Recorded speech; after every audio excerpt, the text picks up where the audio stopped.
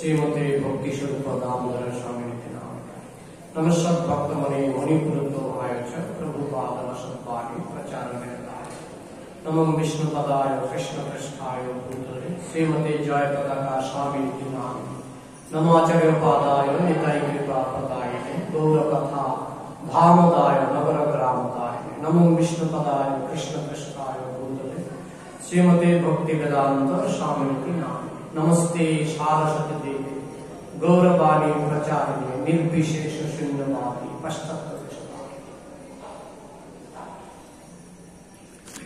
आज আমরা শ্রীমদ্ ভাগবতের প্রথম স্কন্ধের ত্রয়োদশ অধ্যায়ের 25 নম্বর শ্লোক থেকে শ্রবণ করব। উপদেশ দিচ্ছেন বিদুর, মহাত্মা বিদুর।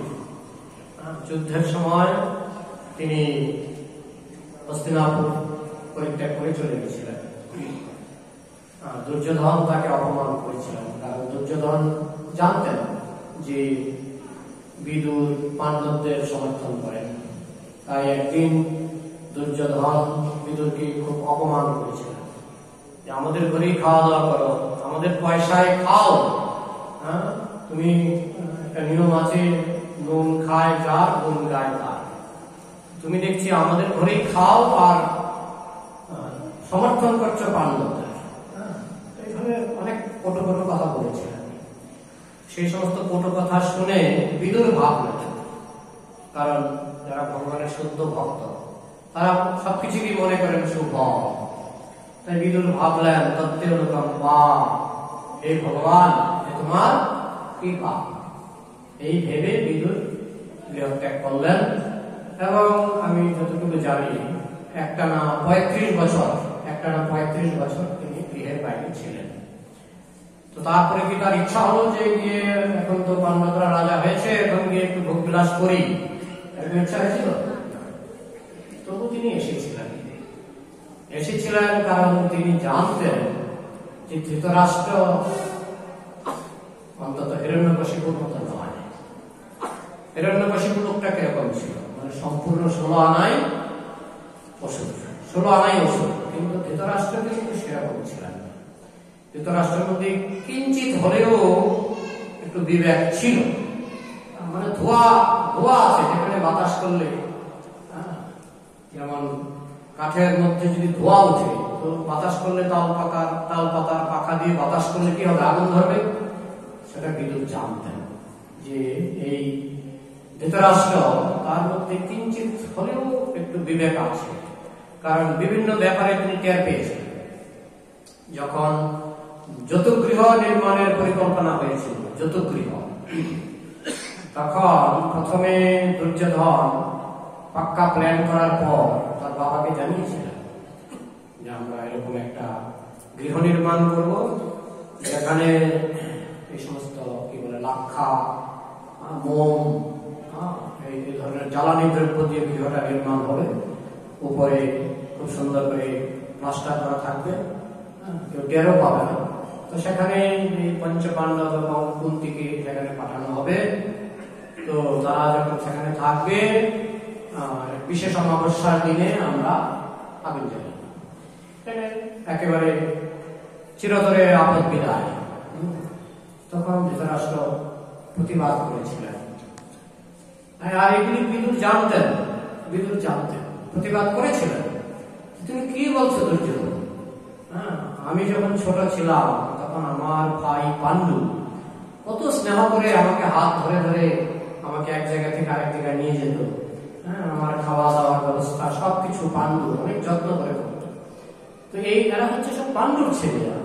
আমি যদি এরকম করি আর এর সমর্থন করি, তাহলে স্বর্গ থেকে পাণ্ডু কি বলবে, পাণ্ডু অভিশাপ পাবো। এইভাবে তিনি বাধা দিচ্ছেন। কিন্তু ধৃতরাষ্ট্রের অন্তরে দুটোই ছিল, মানে পাপ আর মানে শুভ চিন্তা দুটো একসঙ্গে ছিল। বলা হয় কলিযুগে, অন্যান্য যুগে সত্য যুগে যে গ্রহে পাপ ছিল সে গ্রহে পুণ্য ছিল না। মানে পাপ পুণ্য আলাদা আলাদা ছিল। দেবতারা এক গ্রহে থাকতো, অসুররা আরেক গ্রহে থাকতো। সত্য ত্রেতা যুগে পাপ পুণ্য আরো কাছাকাছি হয়ে গেল। বলা হচ্ছে ত্রেতা যুগে এক দেশে পাপ আরেক দেশে পুণ্য। যেমন লঙ্কায় ছিল রাবণ, সেটা ছিল পাপের দেশ, আর এদিকে ভারতবর্ষে রামচন্দ্র বা দশরথ মহারাজ, সেটা পুণ্যের দেশ। দেশে দেশে ভাগ হয়ে গেছিল।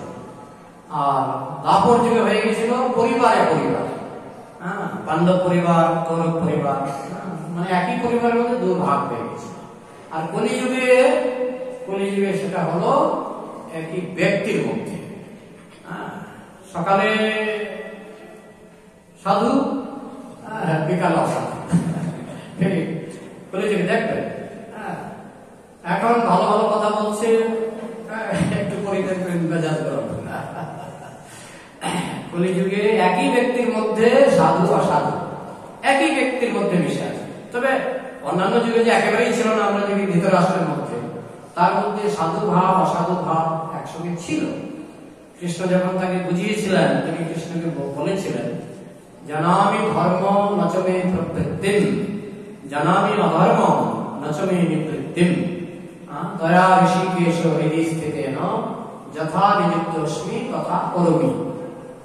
হে ঋষিকেশ, আমি জানি ধর্ম কাকে বলে, কিন্তু তাতে আমার রুচি নেই।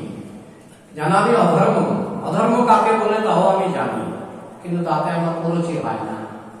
সুতরাং হে ঋষিকেশ, তুমি তো ইন্দ্রিয়ের অধিপতি, তাই তুমি কৃপা করে যেটা করাবে আমি সেটাই করবো। ফাঁকি পাচ্ছি, যেটা ফাঁকি তো ছিল। আমি মদ খাই, কৃষ্ণ খাওয়ায়, আমি গাঁজা খাই, কৃষ্ণ খাওয়ায়, আমার কোনো দোষ নেই। এইটা হলো ফাঁকি। যাই হোক, ধৃতরাষ্ট্র দুর্বল ছিলেন এবং দুর্যোধন সেটাও জানতেন যে ঠিক আছে তুমি রাজি হচ্ছ না, কিন্তু দুর্যোধন বোঝাতে লাগলো যে একবার ভেবে দেখো, কিছুদিন পরে তুমি রাজ্য ছেড়ে দেবে, যুধিষ্ঠির রাজা হবে, তখন তারা যদি কোনো কারণে তোমাকে ধাক্কা দিয়ে বের করে দেয়, আর আমাকে তো তখন চাকরের মতো থাকতে হবে। ওইভাবে মানে বিষয় বুদ্ধির কথা দুর্যোধন ধৃতরাষ্ট্রকে শোনালেন। তখন ধৃতরাষ্ট্র হাও বলেন নাও বলেন, চুপ করেছিলেন। লাস্টের দিকে কিন্তু ধৃতরাষ্ট্র পুরোজনকে নিজেই ডেকেছিলেন, ডেকে বলেছিলেন খুব গোপনে, বিশ্বস্ত ছিলেন পুরোজন, গোপনে বলেছিলেন, দেখো দুর্যোধন এরকম একটা করতে চাইছে।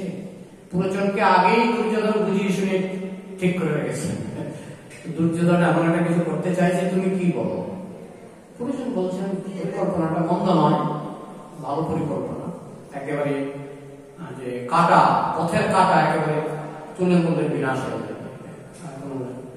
দুর্যোধন নিষ্কণ্টক ভাবে রাজ্য উপভোগ করতে পারে। এই কথা শুনে ধৃতরাষ্ট্র বলল, তাহলে কাজটা কি তুমি করতে পারবে? হ্যাঁ পারবো, আমি আগে যাই। তখন ওই ধৃতরাষ্ট্র কিন্তু সাপোর্ট করেছিলেন। এরকম বহু ক্ষেত্রে ধৃতরাষ্ট্রের সাপোর্ট ছিল। অনেক পরে যখন জানা গেল যে তারা যত গৃহে মরেনি, তখনও ধৃতরাষ্ট্র কিন্তু তাদেরকে বঞ্চিত করেছিলেন। যখন তারা ফিরে আসলেন, অস্বীকার করতে পারছিলেন না, কারণ যখন তারা খবর পেলেন যে পঞ্চ পাণ্ডব যত গৃহে মারা গেছে কুন্তি সহ, তখন তারা খুব ভাটা করে শ্রাদ্ধ করেছিলেন। মানে শ্রাদ্ধে যা খরচ হওয়ার দরকার তার 10 গুণ খরচ করেছিলেন, কারণ তারা দেখাতে চাইছিলেন যে পাণ্ডবদের প্রতি আমাদের ভালোবাসা অগাধ। এবং মাটিতে গড়াগড়ি দিয়ে শকুনি, দুর্যোধন, সবাই মাটিতে গড়াগড়ি দিয়ে কান্না করেছিলেন। আর এই মজাটা দেখেছিলেন বিদুর, কৃষ্ণ এসেছিলেন, বলরাম এসেছিলেন, তারা মজা অনুভব করছিলেন যে বা কি কান্না, কি বহর। তো যাই হোক, এত কাঁদার পর, এত কান্নাকাটি করার পর যখন খবর এলো যে তারা বেঁচে আছে, যেহেতু একবার অভিনয় করে ফেলেছে, কান্নার অভিনয়, এখন তো আর বলতে পারে না যে তোমাদেরকে আশ্রয় দেব না। একবার তো কান্নার অভিনয়, দয়া তো দেখিয়ে দিয়েছে একবার, তখন সেই অভিনয়টাকে কন্টিনিউ করতে হবে। রাজনীতি, সেই অভিনয়টাকে কন্টিনিউ করতে হবে। তারা বেঁচে আছে শুনে খুব খুশি হলাম, দুর্যোধন বলছে খুব খুশি হলাম, খুব শান্তি পেলাম যে আমার 5 ভাই বেঁচে আছে, মা কুন্তি বেঁচে আছে, আমার প্রিয় ভীম বেঁচে আছে। দুর্যোধন খুব উৎসাহ দেখালেন, শকুনিও বলছেন খুব ভালো, খুব ভালো, খুব সুখবর, খুব সুখবর, মনের থেকে নয়, মনের থেকে নয়। তারা যখন আসলেন, তখনও কিন্তু ধৃতরাষ্ট্র ধৃতরাষ্ট্র সবার সঙ্গে পরামর্শ করে ঠিক করলেন ওদেরকে এবার কি করে জব্দ করা যায়, এবার ওদেরকে একটা মরুভূমি দিয়ে দাও। তখন ধৃতরাষ্ট্র পঞ্চপাণ্ডবকে ডাকালেন, কৃষ্ণ ছিলেন সেখানে, ডাকিয়ে বললেন, যুধিষ্ঠির দেখো তুমিও আমার পুত্র, এরাও আমার পুত্র, আমি কারণই আঘাত দিতে চাই না, আমি ভাবছি যে রাজ্যটাকে দুভাগে ভাগ করব, এক ভাগ তোমাদের আর এক ভাগ দুর্যোধন পাবে, আমরা কি বলবো? তখন যুধিষ্ঠির বললেন, জ্যাঠামশাই আপনার যে ইচ্ছা। কৃষ্ণ সামনে ছিলেন, কৃষ্ণ চুপচাপ ছিলেন। তখন ধৃতরাষ্ট্র বললেন, তোমরা খান্ডবপ্রস্থের নাম শুনেছ? খান্ডবপ্রস্থ হচ্ছে একটা মরুভূমি, অনেক আগে অগ্নিদেব এটাকে এমন ভাবে পুড়িয়েছিলেন যে মানে জেনারেশনের পর জেনারেশন এখানে আর গাছপালা হতো না। অগ্নিদেব এটাকে ভালো করে মানে একেবারে ধ্বংস করে দিয়েছিলেন। সেই খান্ডবপ্রস্থটা তোমাদেরকে দিলাম, তোমরা রাজি খান্ডবপ্রস্থ গ্রহণ করতে? তখন যুধিষ্ঠির, তারা যে সত্যিকারের কৃষ্ণ ভক্ত, আচরণে বোঝা যায়, আচরণে যুধিষ্ঠির কৃষ্ণের দিকে তাকালেন, কৃষ্ণ কি বল, জ্যাঠামশাই আদর করে দিচ্ছেন, নিয়ে নাও। কৃষ্ণ বলছেন নিয়ে নাও। যুধিষ্ঠির জানেন এটা একটা মরুভূমি, এখানে গাছপালা কিছু নেই, এখানে মানুষ বসবাসই করে না। মরুভূমিতে মানুষ কি করবে? আর সব মরুভূমি সমান নয়, এমন একটা মরুভূমি যেখানে গাছপালা হয়, তো সেখানে মানুষ কি করে বসবাস করে? আমরা হলে কৃষ্ণকে বোঝাতাম ভক্তের পরিচয় আচরণে, তাই না? আমরা হলে কৃষ্ণকে বোঝাতাম, সত্যি সৌভাগ্য, সৌভাগ্য হবে না, কিন্তু আমরা হলে বোঝাতাম কৃষ্ণ জানো মরুভূমি, গাছপালা হয় না। কিন্তু যুধিষ্ঠির যখন শুনলেন কৃষ্ণ বলছেন জ্যাঠামশাই আদর করে দিচ্ছে, নিয়ে নাও, কৃষ্ণ বলেছেন নিয়ে নাও, ঠিক আছে, কিন্তু বঞ্চিত করেছিলেন। যদিও পরবর্তীকালে কৃষ্ণের কৃপায় সেই খান্ডবপ্রস্থ হয়ে গেল ইন্দ্রপ্রস্থ, শস্য সম্মান।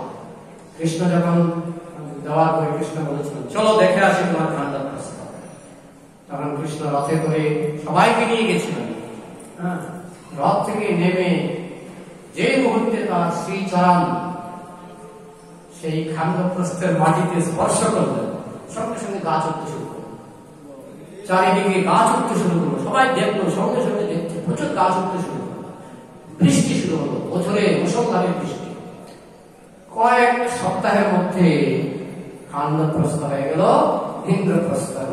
রাজপ্রাসাদ এমন একটা নির্মাণ করলেন যেটা ইন্দ্রের রাজপ্রাসাদ তো আর বানায়, ময়দানব বানিয়ে দিয়েছিলেন ইন্দ্রপ্রস্থ, যে রাজপ্রাসাদে পরবর্তীকালে দুর্যোধনকে নানাভাবে অপমানিত হয়েছিলেন। যেখানে দেখছেন দরজা খোলা সেখানে গিয়ে ধাক্কা কাটছেন কপাল, যেখানে দেখছেন জল সেখানে ধুতিটাকে একটু তুলে জলের উপর দিয়ে যাবেন, দেখছে শুকনা জায়গা। আর যেখানে আবার পরে দেখছেন আরেক জায়গায় শুকনা জায়গা, মানে জলের মতো, কিন্তু আগে তো দেখেছেন যেটা জলের মতো আসলে শুকনা জায়গা, তো পরে দেখছেন শুকনা জলের মতো কিন্তু শুকনা জায়গা। সোজা দিলেন দৌড়, দুম করে পড়লেন আসল জলের মধ্যে। এই ইন্দ্রপ্রস্থ দেখে এই ইন্দ্রপ্রস্থ দেখে দুর্যোধনের মাথা গরম হয়ে গেল, আমার হস্তিনাপুরে এত ঐশ্বর্য নেই।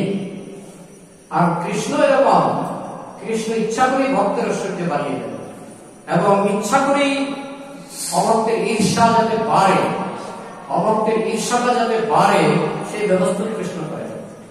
দ্রৌপদী দোতলা থেকে দেখছিলেন, উপর থেকে বলছেন অন্ধ রাজার পুত্র অন্ধ, এই কথাটা আবার দুর্যোধনের কানে গেছে। আর এদিকে যুধিষ্ঠির দ্রৌপদীদের শত হলো তারা আমাদের অতিথি। যুধিষ্ঠির খুব ভালো ব্যক্তি, অত্যন্ত ভালো ব্যক্তি, যদিও তিনি ধর্মের খাতিরে, ধর্মের জন্য কৃষ্ণের নির্দেশে যুদ্ধ করেছিলেন। যুদ্ধের পরে তিনি ধৃতরাষ্ট্রকে এত যত্ন করে রেখেছিলেন এবং প্রায় অনুতাপ করতেন যে ওনার 100 ছেলেকে আমি মেরে ফেলেছি, আমরা মেরে ফেলেছি। যদিও আমাদের শিশুকালে এই জ্যাঠামশাই আমাদেরকে আশ্রয় দিয়েছিলেন, এই জ্যাঠামশাই আমাদেরকে অন্ন বস্ত্র বাসস্থান দিয়েছিলেন, যুধিষ্ঠির ভাবছেন না এটা আমার বাবার রাজ্য, তাই এটা আমার পাওনা। হ্যাঁ, ভক্তকে বলা হয় অদোষ দরসী। অদোষ দরসী, দোষ দেখেন না, গুণ দেখেন। মৌমাছি যেমন শুধু মধুটাই খোঁজেন, আর মাছি খোঁজে অফ। মৌমাছি খোঁজে মধু। যুধিষ্ঠিরের নেচারটা ছিল এরকম।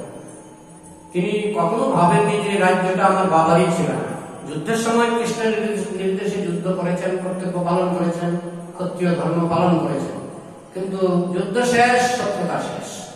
এবং গান্ধারী এবং ধৃতরাষ্ট্রকে খুব যত্নের সঙ্গে রেখেছিলেন এবং হৃদয় থেকে অনুতাপ করতেন যে ওনার 100 ছেলেকে মেরে ফেলেছি আমরা। হ্যাঁ, আমরা কত অকৃতজ্ঞ যে উনি আমাদের শিশুকালে রক্ষণাবেক্ষণ করেছেন, আমাদের শিশুকালে উনি আমাদের গার্জিয়ান হিসাবে তিনি আমাদেরকে অন্ন বস্ত্র বাসস্থান দিয়েছেন, কিন্তু আমরা এমনই অকৃতজ্ঞ যে আমরা ওনার 100 ছেলেকে আমরা হত্যা করে দিয়েছি। এইভাবে যুধিষ্ঠির নিয়মিত অনুতাপ করতেন। এই হচ্ছে যুধিষ্ঠিরের উদারতা।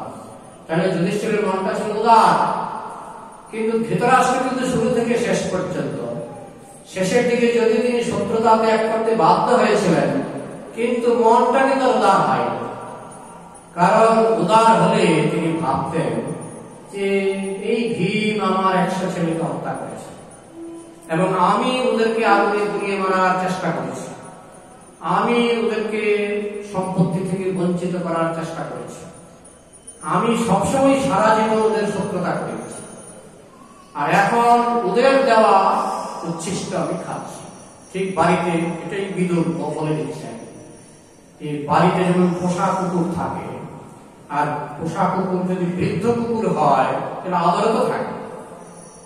কুকুরের আদর কতদিন, তাই না? যতদিন লেজ নাড়তে পারে, তাই না? যতদিন লাফাতে পারে, লেজ নাড়তে পারে, মালিককে জড়িয়ে ধরতে পারে, ততদিন কুকুরের আদর। কুকুর যখন দুর্বল হয়ে যায়, মৃত্যুর মুহূর্ত হয়ে যায়। দেখুন এই ধৃতরাষ্ট্র যুদ্ধের পরেও তার যে শক্তি ছিল, একটা লোহার ভীম, যেটাতে দুর্যোধন নিজেই লোহার ভীমের সঙ্গে কুস্তি করতেন, মানে আসল ভীমের সঙ্গে কুস্তি করবেন, তো সেই প্ল্যান নিয়ে সবসময় লোহার ভীমের সঙ্গে কুস্তি করতেন, যাতে কোনোদিন আসল ভীমের সঙ্গে কুস্তি করা যায়। তো সেই লোহার ভীমটা যুদ্ধের পরে ধৃতরাষ্ট্র যখন বুঝতে পারলেন যে আমার সম্পূর্ণ পরাজয় হয়েছে, এখন আর কি করা যাবে, আপোষ মীমাংসা ছাড়া তার কোনো উপায় নেই। তো তিনি সবাই প্রণাম করছেন, আশীর্বাদ করছেন, মনের ভিতরে তার চাপা দুঃখ। একটা ছেলের বিরহ সহ্য করা যায় না, 100টা ছেলের বিরহ, তারপর আবার রাজ্য হারা, আত্মীয় স্বজন হারা, আত্মীয় স্বজন তো যুদ্ধে মারা গেছে। প্রচন্ড মনের মধ্যে প্রচন্ড যন্ত্রণা চাপা রেখে তিনি তাদেরকে আশীর্বাদ করছেন। আর মনে মনে সবচেয়ে বেশি রাগটা ছিল ভীমের, কারণ জানতেন যে এই যে 100টা ছেলে, তার একটা কিন্তু অর্জুন মারেনি বা যুধিষ্ঠির মারেনি, তাই না? ঠিক আছে না? সবই কিন্তু মেরেছে ভীম একা, তাই ভীমের উপর রাগটা বেশি ছিল। আর কৃষ্ণ হচ্ছেন অন্তর্যামী, কৃষ্ণ অন্তর্যামী, তাই কৃষ্ণ আগে ভাগে লোহার ভীমটাকে এনে সামনে রেখে দিয়েছেন। এবং যদি ধৃতরাষ্ট্র বলছেন কোথায় আমার প্রিয় ভীম, আমি আলিঙ্গন করি। অন্তর্যামীর সামনে তো ফাঁকি দেওয়া যায় না। তো কৃষ্ণ বললেন এই যে লোহার ভীমটা, ইঙ্গিতে বুঝিয়ে দিলেন লোহার ভীমটা এগিয়ে দাও, লোহার ভীমটাকে এগিয়ে দেওয়া হবে। এটা লোহার ভীম ভেঙে ফেলা কি চারটিখানি কথা? এটা লোহার মূর্তি আলিঙ্গন দিয়ে ভেঙে ফেলা এটি চারটিখানি কথা? তো সেই শক্তিশালী ধৃতরাষ্ট্র 35 বছর পরে যখন বিদুর আসলেন, তার যকৃৎ লিভার খারাপ, শরীর দুর্বল, তাই না? তার মানে আমরা যতই শক্তির বড়াই করি না কেন, আর যতই আমাদের শক্তি থাকুক না কেন, আমি একজনের জীবনীতে শুনেছিলাম, নামটা ভুলে গেছি, মল্লযোদ্ধা, নামটা মনে নেই, মল্লযোদ্ধা, কাহিনীটা শুনলে হয়তো নামটাও বুঝতে পারবে। সেই মল্লযোদ্ধা বড় বড় পৃথিবীর বড় বড় মল্লযোদ্ধাকে মানে মল্লযুদ্ধে হারিয়েছিলেন। শেষ বয়সে তার হাত কাঁপত, মাথা কাঁপত, সারা জীবন মল্লযুদ্ধ করেছে, শেষ বয়সে সে যদি মানে চা খেত কাপটা নিয়ে খেতে পারছে না। তো যতই আমাদের দৈহিক শক্তি থাকুক না কেন, যতই দৈহিক শক্তি থাকুক না কেন, ওই কালের প্রভাবে সব যত শক্তিশালী ধৃতরাষ্ট্রের মতো ব্যক্তি যিনি আলিঙ্গন করে একটা লোহার ভিত ভেঙে ফেলতে পারেন, তা তিনিও হয়ে গেলেন একেবারে মানে যারা, সেটাই বিদুর লক্ষণ। তাকে মনে করি যে দেখো তোমার শরীরের অবস্থা কি, তুমি একটা বৃদ্ধ কুকুরের মতো, আর খাবারটা দিচ্ছে ভীম, প্রতিদিন ভীম খাবারটা দিয়ে যায়। তো সে তো ধৃতরাষ্ট্র তো জানেন যে ভীম আমার 100 পুত্রকে হত্যা করেছে, তার হাতে আমি খাবার খাচ্ছি, কেন না আমি কোথায় খাবার খাবো? নিরুপায় হয়ে আমি ভীমের হাতে খাবার খাচ্ছি, যে কিনা আমার 100 পুত্রকে হত্যা করেছে। আর এখন শক্তিও নেই, আগে শক্তি ছিল, আমি লোহার ভীম চূর্ণ করে ফেলেছি, এখন আমার শরীরও ভেঙে গেছে। এই অবস্থায় সাধারণত একটা জিনিস হয়, সেটা হলো ভয়। অধিকাংশ লোকের মধ্যে ভয় চলে আসে। যে মানুষ এক সময় কোনো কিছুতে ভয় করে না, সেও ওই অবস্থায় ভয় পায়। কিছুদিন আগে একজন ব্যক্তির সঙ্গে আমার দেখা হয়েছিল, ওনার প্যানক্রিয়াসে ব্যথা হয়। তো উনি বলছেন যে মানুষ কেন আত্মহত্যা করে, এটা আমি জানতাম না। এই কথা শুনে আমি একটু চমকে গেলাম যে তার মানে উনিকে আত্মহত্যার চিন্তা করছে। কিন্তু উনি সেটাই আমাকে বললেন যে মানুষ কেন আত্মহত্যা করে, সেটা আমি জানতাম না, এখন আমি বুঝতে পারছি। কি করে? যে এই যে প্যানক্রিয়াসের ব্যথা যখন উঠে আমার, তখন মনে হয় আত্মহত্যা করে ফেলে। প্রভুপাদ একটা তাৎপর্য লিখেছেন যে মৃত্যুর আগে শরীরের অবস্থা অনেক সময় এমন হয়ে যায়, এমন জরাগ্রস্ত হয়ে যায়, সারা জীবন যে হাসি ঠাট্টা করে কাটিয়েছে, সারা জীবন যে লাফিয়ে কাটিয়েছে, নেচে কুদে কাটিয়েছে, যখন তার শরীরের একটা যন্ত্র বিকল হয়ে যায়, কিডনি বিকল হয়ে যায়, লিভার বিকল হয়ে যায়, প্যানক্রিয়াস বিকল হয়ে যায়, আর বিশেষ করে যখন ব্যথা শুরু হয়, বিভিন্ন রকমের ব্যথা যেটা সে আগে কখনো কল্পনাও করেনি, তখন তারও অনেক সময় মনে হয়, দেখবেন অনেক সময় হয় যে একটা লোক, ভদ্রলোক হঠাৎ করে শুনলেন আত্মহত্যা করে ফেলছে। এবং আমরা শুনি না এরকম অনেক সময়, আমরা কোনোদিনও ভাবিনি লোকটা আত্মহত্যা করবে, কিন্তু ওই ব্যথা সহ্য করতে না পারে, সেটা হতে পারে মানসিক ব্যথা, হতে পারে দৈহিক ব্যথা, ওই ব্যথা সহ্য করতে না পেরে সে আত্মহত্যা করে ফেলে। এবং মৃত্যু যন্ত্রণাটা এরকম যে মৃত্যু শয্যায় শুয়ে শুয়ে অনেকে আত্মহত্যা করার চিন্তা করে। অবশ্য যাদের জীবনে স্বীকৃতি বেশি, পুণ্য বেশি, ভক্তি মার্গে যারা উন্নত, তারা এসবের দ্বারা প্রভাবিত হন না। শ্রীল প্রভুপাদকে একজন প্রশ্ন করেছিলেন দেহত্যাগের আগে যে প্রভুপাদ খুব কষ্ট হচ্ছে, তাই না? প্রভুপাদ একটা খুব সুন্দর উত্তর দিয়েছিলেন, this is the best time in my life. এই হচ্ছে আমার জীবনের সবচেয়ে ভালো সময়। তো মৃত্যুর সময় কথাটা কে বলতে পারে? যারা ছিল প্রভুপাদের মতো উন্নত শুদ্ধ ভক্ত। শুদ্ধ ভক্তের কাছে এসব কোনো ব্যাপার না। যেমন ভীষ্মদেব, তার সমস্ত শরীরে তীর ফুটে আছে, কিন্তু যেহেতু তিনি শুদ্ধ ভক্ত, তিনি তার দ্বারা প্রভাবিত হননি। ঠিক তেমনি পরীক্ষিত মহারাজ, তাকে তক্ষক নাগ ধ্বংস করেছিল, কিন্তু তিনি ধ্বংসন টেরও পাননি। কেউ যখন ভক্তি রসের দুধ দেয়, তখন জড় জগতের দুঃখ দুর্দশা তাকে প্রভাবিত করতে পারে। পদ্মপত্র এবং ভাষা, পদ্মপাতা জলের মধ্যেই থাকে, অথচ জল তাকে স্পর্শ করতে পারে না।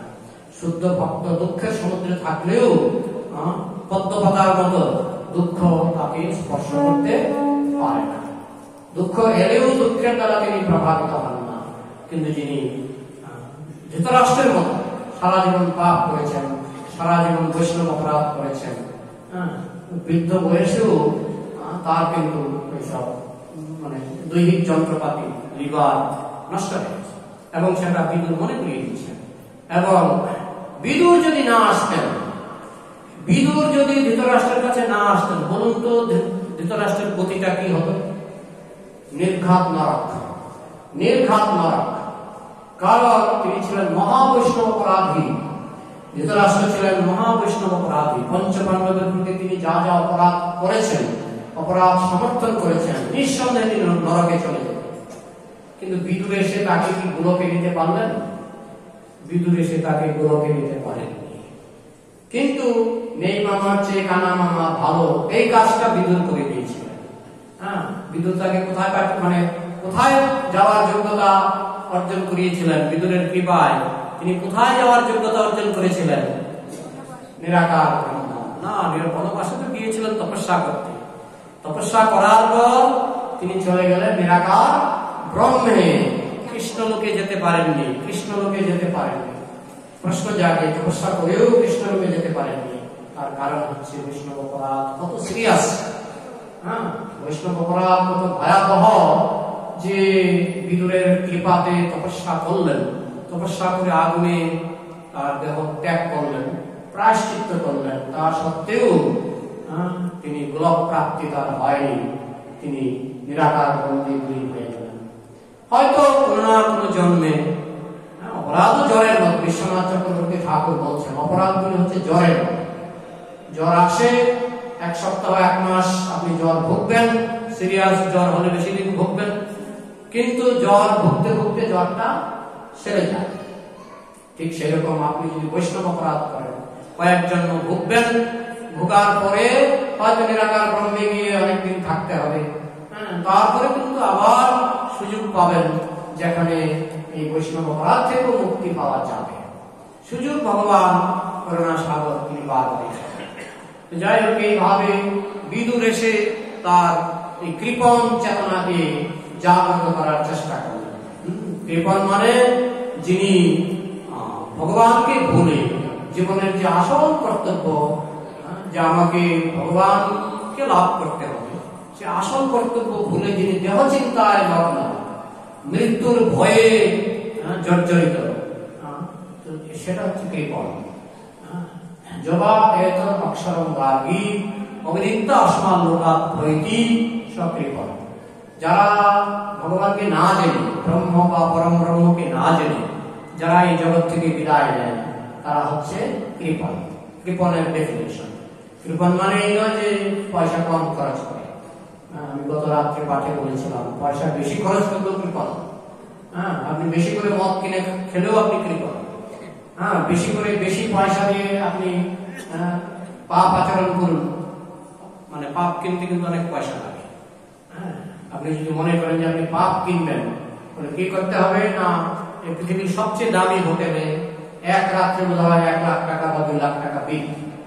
হ্যাঁ, তো পৃথিবীর সবচেয়ে বড় দামি হোটেলে যাবেন, লাখ লাখ টাকা ফেলবেন, সেখানে আপনি যা খুশি তাই পাবেন। যত রকমের পাপ আপনার বাসনা আছে সব ওইসব জায়গায় পয়সা ঢাললে আপনি পেয়ে যাবেন। তাহলে পাপ কিনতে পয়সা লাগে। হ্যাঁ, এবং এই পয়সা খরচ করে যদি আপনি বলেন আমি কৃপণ নই, দেখুন আমি লাখ লাখ টাকা এক রাত্রে 2 লাখ টাকা খরচ করে ফেলেছি হোটেলে, তাহলে কি আমি কৃপণ? আমি কৃপণ নই। কিন্তু শাস্ত্র বলছে কৃপণ। তার কারণ হচ্ছে তুমি তোমার আসল সম্পত্তি চিনতে পারোনি। তোমার আসল সম্পত্তি হচ্ছে মনুষ্য দেহ। এই মনুষ্য দেহটা হচ্ছে তোমার আসল সম্পত্তি। আর সেই সম্পত্তিটাকে তুমি কি করেছো? কোনো কাজেই লাগাবে। হ্যাঁ, আমরা ছোটবেলায় আমাদের ক্লাস 3-4 আমার একটা পাঠ্য বই ছিল নীতি কথা। নীতি কথা, তার মধ্যে একটা কৃপণের গল্প ছিল। যে কৃপণটা, তার একটা সোনার থালা ছিল, সেই সোনার থালাটা সে বাড়িতে রাখতো না, যদি তার স্ত্রী যদি বিক্রি করে দেয় বা সন্তান যদি বিক্রি করে দেয়। সোনার থালাটা বনের মধ্যে, গভীর জঙ্গলের মধ্যে মাটি খুঁড়ে সে চাপা দিয়ে রেখেছিল। তারপর আবার মাসে 1-2 বার গিয়ে গিয়ে সেটা মাটি খুলে আবার করেছিল, দেখতো আছে কিনা, ঠিকঠাক আছে কিনা। একদিন এরকম অনেক মাস পরে একদিন মাটি খুঁড়ে দেখে সোনার থালা নেই, সোনার থালা চুরি করে নিয়ে নিয়েছে। কারণ এই যে গিয়ে গিয়ে জঙ্গলে মানে ঘুরতো, কেউ না কেউ দেখে ফেলেছে, আড়াল থেকে কেউ না কেউ দেখে ফেলেছে এই বেটা এখানে কি খোঁজে। তো সেইটা রেখেই দিল, কোনো কাজে লাগাতে পারলো না। এই মনুষ্য দেহটা হচ্ছে সেরকম একটা মূল্যবান সম্পত্তি। এটা আমরা রেখেই দেব, এটা আমরা কোনো কাজে লাগাবো না। আর এটা শেষ পর্যন্ত ওই কালো সর্প সেটাকে নিয়ে নেবে। মৃত্যু রূপে আসবে, দেহটাই দুর্লভ অমূল্য সম্পদ, এই মনুষ্য দেহটা কিন্তু কালো সর্প নিয়ে নেবে। এই জন্য তাদেরকে বলা হয় কৃপণ, যারা এই মনুষ্য দেহের সৎ ব্যবহার করে না। যারা মনুষ্য দেহের সৎ ব্যবহার করবে তাদের ভবিষ্যৎ উজ্জ্বল। বলা হয় যারা সত্যিকারের ব্যবসায়াত্মিক বুদ্ধি, মানে ব্যবসায়ী বুদ্ধি, ব্যবসায়ী, যারা সত্যিকারের ব্যবসায়ী, গল্প বলেছিলেন ছিল প্রভুপাদ, নন্দীর গল্প, নন্দীবাবুর গল্প ছিল প্রভুপাদ নিজে এই গল্পটা বলেছিলেন। ব্যবসায়ী কাকে? তো নন্দীবাবু গিয়েছিলেন এক জমিদারের কাছে যে আমি ব্যবসা করতে চাই। করো বলে, ব্যবসা যে করবো কিছু পুঁজি দরকার। তখন জমিদার একটা ধমক দিয়ে বলেছিলেন, তুমি ব্যবসায়ী নও, তুমি ব্যবসায়ী নও। কেন? সত্যিকারের ব্যবসায়ী হচ্ছে জিরো থেকে হিরো, মানে এক পয়সাও থাকবে না কিন্তু সে কোটিপতি হয়ে যাবে, সে হচ্ছে সত্যিকারের ব্যবসায়ী। উনি কথাটা অন্তর থেকে গ্রহণ করলেন নন্দীবাবু। এটা নাকি সত্য ঘটনা, ছিল প্রভুপাদ নিজে বলছেন, শিক্ষা দিচ্ছেন গল্পের মাধ্যমে শিক্ষা। তো উনি যখন বেরোচ্ছেন জমিদারের বাড়ি থেকে, গেটের পাশে মরেছিল একটা ইঁদুর। আর তখন কলকাতায় চলছিল ব্ল্যাক, এবং ব্রিটিশ সরকার ঘোষণা দিয়েছিলেন কেউ যদি একটা মরা ইঁদুর বা জ্যান্ত ইঁদুর মিউনিসিপ্যালিটি অফিসে জমা দিতে পারে তাহলে তাকে 2 টাকা দেওয়া হবে। তখনকার দিনে 2 টাকা মানে সাংঘাতিক ব্যাপার। তখন সেই নন্দীবাবু ইঁদুরটাকে নিয়ে মিউনিসিপ্যালিটি অফিসে জমা দিলেন, সেখানে 2 টাকা পেলেন। সেই 2 টাকা থেকে তিনি সুপারি কিনেছিলেন, সুপারি কিনে তিনি সুপারির বিজনেস করলেন। সেই সুপারি এমন আস্তে আস্তে ব্রিটিশরা কিনতে লাগলো যে শেষে তিনি জাহাজে করে সুপারি পাঠাতেন। যদিও সেগুলি আমাদের বৈষ্ণবের ব্যবসা নয়, কিন্তু একটা দৃষ্টান্তের মাধ্যমে দেখানো হলো যে কি করে উনি কোটি কোটি টাকার মালিক হয়েছিলেন। তো বৈষ্ণবকে বলা হয় ব্যবসায়াত্মিকা বুদ্ধি, ব্যবসায়ী বুদ্ধি। তো ব্যবসায়ী বুদ্ধি মানে কি? যিনি মানে খালি হাতেও যিনি কোটিপতি হয়ে যেতে পারেন, বুঝতে হবে তিনি হচ্ছেন সত্যিকারের ব্যবসায়ী, তার ব্যবসায়ী বুদ্ধি আছে। আর যার কাছে কিছু পুঁজি আছে, মনুষ্য দেহ পুঁজি, এই মনুষ্য দেহটাকে পুঁজি করে কম পক্ষে স্বর্গে যেতে পারে, এই মনুষ্য দেহটাকে পুঁজি করে গোলকে চলে যেতে পারে, যেটা আমাদের কল্পনারও বাইরে। গোলক যে কেমন জায়গা সেটা আমরা কল্পনা করতে পারি না, কল্পনা করতে পারি না, কিরকম অপূর্ব পুরস্কার। এই যে মনুষ্য দেহটা, এটা পুঁজি। আর ব্যবসায়ী বুদ্ধি মানে এই পুঁজিটাকে কাজে লাগিয়ে আমি গোলক পেয়ে যাব, গোলক নামক যে মহাসম্পত্তি আমি পেয়ে যাব, এই সামান্য একটা মনুষ্য দেহকে কাজে লাগিয়ে। এটাই প্রভুপাদ তাৎপর্য বলছিলেন যে জড়দেহটা, এই জড়দেহ বলতে এখানে পশু দেহ নয়, জড়দেহ বলতে এখানে মনুষ্য দেহটা, এই মনুষ্য দেহটা হচ্ছে মূল্যবান। কেননা এই মনুষ্য দেহের মাধ্যমে আমি অনেক বিরাট বড় রোজগার করতে পারি। তো যারা এই দেহটাকে কাজে লাগিয়ে বড় রোজগার করবে তারা হচ্ছে বলা হচ্ছে ব্রাহ্মণ বা ব্রাহ্মণের উপরে বৈষ্ণব। আর যারা এই দেহটাকে কাজে লাগাতে পারবে না তারা কৃপণ। দেহটা একটা সম্পত্তি রেখেই দিল, কোনো কাজের কাজ তো হলোই না, বরং দুঃখ। ইংরেজিতে কৃপণকে কি বলে? মাইজারলি, মাইজারলি। আর মাইজারলি থেকে ইংরেজিতে আরেকটা শব্দ সৃষ্টি হয়েছে মিজারেবল। মিজারেবল মানে কি? দুঃখ। তো যারা কৃপণ তারাই দুঃখ পাবে। এই দেহটাকে যারা মাইজারলি ভাবে ইউজ করবে তাদের জীবনটা হবে মেজারেবল, তারা তাদের ভবিষ্যৎ দুঃখময়, হয় নরকে যাবে, কিংবা যদি কিছু পুণ্য করে সেটাও তো দেহটাকে কাজে লাগিয়েই করতে হবে। পুণ্য করলে কিছুদিন স্বর্গে যাবে, ফিরে পুণ্যের মর্তলোকম বিসন্তি, আবার পাপ করবে, নরকে যাবে। এই গতাগতি পুনঃ পুনঃ বলে উঠবে না, নাগরদোলার মতো বলে উঠবে নিচে নামবে, বলে উঠবে নিচে নামবে। এইভাবে এটা হচ্ছে কৃপণের লক্ষণ। আর যে সত্যিকারের ব্রাহ্মণ মানে বৃহৎ, তিনি এই মনুষ্য দেহটাকে এমন ভাবে কাজে লাগাবেন যে তা দিয়ে তিনি অসম্ভব সম্পত্তি তিনি অর্জন করতে পারবেন। তো সেটাই বিদুর তাকে জাগরণ করলেন। ধৃতরাষ্ট্র প্রভুপাদ এক জায়গায় বলছেন, তার আগের তাৎপর্য যে এখন ঘরে ঘরে ধৃতরাষ্ট্র। আগে সারা ভারতবর্ষে হয়তো একজন ধৃতরাষ্ট্র ছিল, এখন ঘরে ঘরে ধৃতরাষ্ট্র, এবং আমাদের প্রত্যেকের মধ্যেই সেই ধৃতরাষ্ট্র প্রবণতা কম বেশি আছে। তো সেই ধৃতরাষ্ট্র প্রবণতার হাত থেকে যদি আমাদের বাঁচতে হয়, আমাদের বিদুরের মতো মহাত্মার সঙ্গ দরকার। হ্যাঁ, যেমন প্রহ্লাদ মহারাজ তিনি বলছেন নৈতান বিহার কৃপণান, আমি সমস্ত কৃপণদের ছেড়ে আমি গোলকে যেতে চাই না, আমি কৃপণদের সঙ্গে নিয়ে যেতে চাই। তাই প্রহ্লাদ মহারাজের আরাধ্য যে নরসিংহদেব, তার একটা নাম আছে জানেন তো, কৃপণ বৎসল। নরসিংহদেবের একটা নাম কৃপণ বৎসল। শ্লোকে প্রহ্লাদ মহারাজ বলছেন হে কৃপণ বৎসল। প্রহ্লাদ মহারাজ নিজেও কৃপণ বৎসল, কৃপণদের কৃপা করেন। কৃপণ কারা? যারা এই জড়জাগতিক ভয়ে আচ্ছন্ন, জড়জাগতিক দেহ চিন্তায় মগ্ন, তারা হচ্ছেন কৃপণ। আর সেই কৃপণতার হাত থেকে যদি আমরা বাঁচতে চাই, তাহলে আমরা কৃপণ বৎসল বিদুরের মতো মহান ভক্তদের আমাদের সঙ্গ করা উচিত। প্রহ্লাদ মহারাজের মতো মহান ভক্তদের সঙ্গ করা উচিত। এবং নরসিংহদেব যিনি কৃপণ বৎসল, তার কৃপা আমাদের প্রার্থনা করা উচিত। অল্প সময় আছে, 5 মিনিট সময় আছে, আমরা প্রশ্ন উত্তরের জন্য 5 মিনিট রাখি। হরে কৃষ্ণ।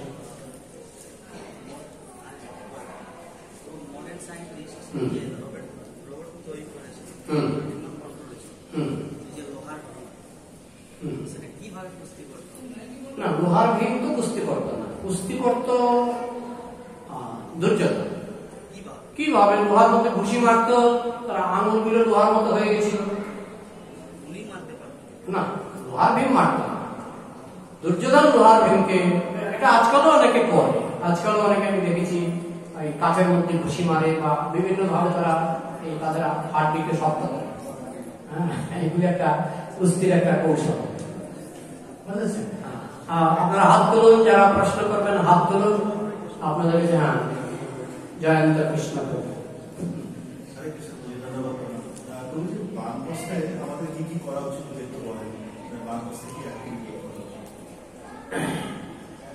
যারা শূদ্র তাদের জন্য একটাই আশ্রম, সারা জীবন গৃহস্থ। যারা বৈশ্য তাদের জন্য দুটো আশ্রম, একটা হলো ব্রহ্মচর্য আর একটা হলো গার্হস্থ্য, বৈশ্য। আর যারা ক্ষত্রিয় তাদের জন্য 3টে আশ্রম, ব্রহ্মচর্য, গার্হস্থ্য, বানপ্রস্থ। আর যারা ব্রাহ্মণ তাদের জন্য সাধারণত 4টা আশ্রম, ব্রহ্মচর্য, গার্হস্থ্য, বানপ্রস্থ, সন্ন্যাস। এখন আপনি গুরুদেবের কাছে যাবেন, গুরুদেবকে জিজ্ঞেস করবেন যে আমার এখন কি করণীয়, আমি কি এখন গৃহস্থ থাকবো, না ব্রহ্মচারী থাকবো, না বানপ্রস্থ নেব, না কি করবো? গুরুদেব বলে দেবেন। তবে আমাদের বৈষ্ণব ধারায়, বৈষ্ণবকে বলা হয় চতুর্বর্ণ এবং চতুরাশ্রমের ঊর্ধ্বে। আমাদের বৈষ্ণব ধারায় সবচেয়ে বড় গুরুত্ব দেওয়া হয় চেতনা। শ্রীবাস পণ্ডিত সারা জীবন গৃহস্থই ছিলেন, অদ্বৈত আচার্য সারা জীবন গৃহস্থই ছিলেন। তারা কিন্তু সন্ন্যাস বা বানপ্রস্থ গ্রহণ করেননি, এবং মহাপ্রভু তাদেরকে পীড়াপিড়ি করেননি। এবং শ্রীল প্রভুপাদ এক জায়গায় বলেছেন, যার ঘর হচ্ছে ভক্তির অনুকূল, তাদের জন্য কম্পালসারি নয়। আর বিশেষ করে সবচেয়ে বড় কথা হচ্ছে গুরুদেবের পারমিশন ছাড়া আপনি কিছুই করতে পারেন। গুরুদেব যদি আপনাকে সন্ন্যাস না দেয়, আপনি জোর করে সন্ন্যাস নিতে পারবেন না। অনেকে ইস্কন এরকম করে, গুরুদেব সন্ন্যাস দেয়নি, ঠিক আছে আমি চলে যাবো রাধাকুণ্ডে, চলে যাবো গৌরীয় মঠে, গৌরীয় মঠে গিয়ে আপনি বলেন আমাকে সন্ন্যাস দেন। অনেকে আমি দেখেছি, পেয়ে গেছি, বলার সঙ্গে সঙ্গে সন্ন্যাস মন্দির উঠছে, বুঝেছেন? কিন্তু ইস্কনে যেমন আপনাকে 100টা পরীক্ষা দিতে হবে, সন্ন্যাস নিতে হবে, তারপর গুরুদেবের পারমিশন সেটা লাগবে। তো সেইগুলি যদি না পান, আপনি জোর করে কোনো আশ্রমে, আপনার গুরুদেবের অনুমোদিত আশ্রম ছাড়া কোনো আশ্রমে আপনার নেওয়া উচিত নয়, যেটা গুরুদেবের অনুমোদিত নয়। ঠিক আছে? হরে কৃষ্ণ। তবে যেখানেই থাকুন, গৃহে থাকো, বনে থাকো, সদা হয়ে বলে ডাকো, সবসময় যদি প্রভুপাদের গ্রন্থ পড়েন। আমি আমার বাড়িতে অনেক গ্রন্থ আছে, আমি মাঝে মাঝে ভাবি কারণ বানপ্রস্থটাকে নিয়ে নেবো, মাঝে মাঝে ভাবি। কিন্তু একটা চিন্তা আমার মনে সবচেয়ে বারবার জাগে, বানপ্রস্থ নিয়ে গ্রন্থগুলিতে ফেলে যেতে হবে। এই গ্রন্থগুলি প্রচুর গ্রন্থ, সব ফেলে যেতে হবে, ভালো ভালো গ্রন্থ। যাই হোক, আমার শিক্ষাগুলো আমাকে বানপ্রস্থের অনুমতি দেয়, দিলে আমার কিন্তু আপত্তি নেই। আমি এইভাবে চিন্তা। আর কোনো প্রশ্ন?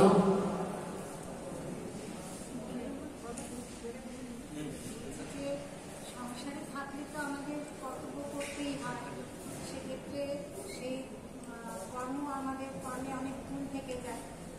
তো সেখান থেকে যে উত্তরণ, সেহেতু সেই কৃষ্ণ নাম, গীতা পাঠ, ধর্ম আচরণ ইত্যাদি, সেটা পুরুষ এবং নারীর ক্ষেত্রে সমানভাবে আছে। এই ক্ষেত্রে আমরা মেয়েদের আমাদের এই করতে নেই, এই ভগবানের ওম বলতে নেই, এই চণ্ডী পাঠ করতে নেই, এইরকম একটা মানে বিভেদ কেন রাখা আছে? সেগুলি কোথায় রাখা আছে জানি না, তবে আপনি ইস্কনে যারা মাতাজি আছে তারা তো সবই করছে। ইস্কনে যারা মাতাজি আছে, শুনুন আগে, ইস্কনে যারা মাতাজি আছে আমাদের বিশেষ করে বিদেশে মাতাজিরা ঠাকুরের ড্রেস পরায়, আর ঠাকুরের রান্না তো, ভগবানের রান্না তো করছে। হ্যাঁ, তো তারা কঠোর পরিশ্রম পারে না বলে তাদেরকে কিছু কিছু সেবা যেগুলি তাদের পক্ষে সহজ সেগুলি দেওয়া হয়েছে। কঠোর পরিশ্রমগুলি পুরুষদের জন্য রাখা হয়।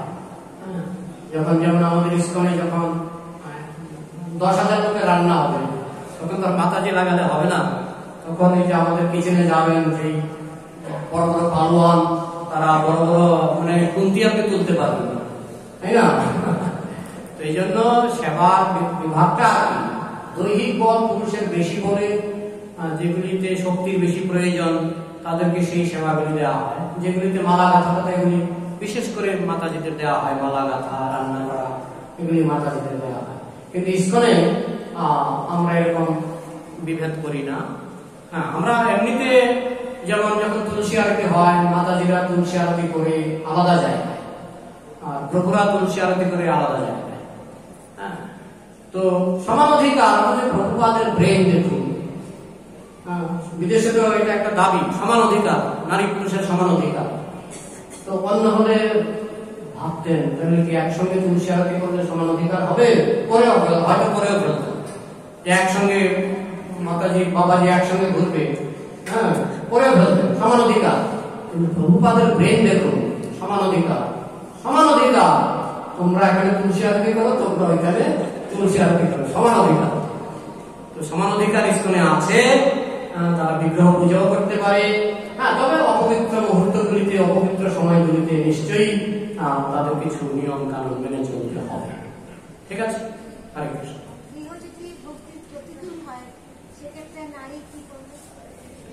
নারীকে সন্ন্যাস নিতে বলা হয়নি, কারণ সন্ন্যাসটা হচ্ছে এটা একটু বীরত্ব দরকার। বীরত্ব ছাড়া সন্ন্যাস হয়। সন্ন্যাসের প্রধান বৈশিষ্ট্য জানেন? সন্ন্যাসের প্রধান বৈশিষ্ট্য অভয়, ফিয়ারলেসনেস। ভয় থাকলে সন্ন্যাস নেওয়া উচিত না। কি খাবো, কোথায় থাকবো, এই দুশ্চিন্তা যদি থাকে তার পক্ষে সন্ন্যাস নিষিদ্ধ।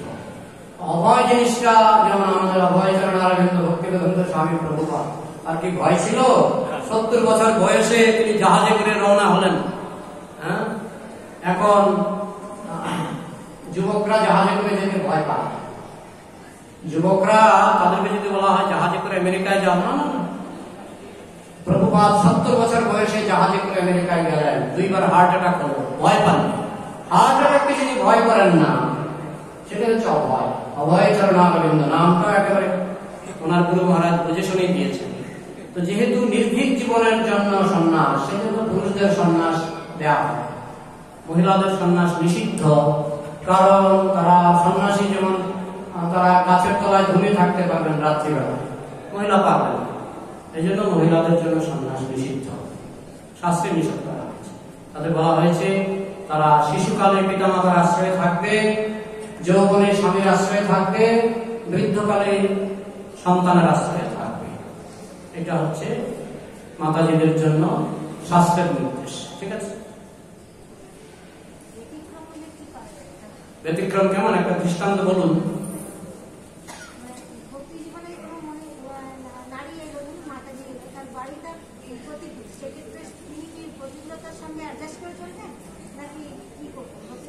অনেক সময় পূর্বজন্মের কর্ম ফলে, অনেক সময় হয়তো প্রতিকূল গৃহে জন্ম হতে পারে, প্রতিকূল গৃহে বিবাহ হতে পারে। পূর্বজন্মের কর্মটাকে মেনে নিতে হয়, কারণ আপনি করবেনটা কি? হ্যাঁ, অনেকে প্রতিকূলটাকে বাদ দিতে গিয়ে অনেকে আছে ওই রাবণকে ছেড়ে কংসকে বিবাহ বুঝেছেন, স্বামী কৃষ্ণ ভক্ত নয়, ছেড়ে দিলাম, গিয়ে এমন একজন পাওয়া গেল যে হয়তো কংস।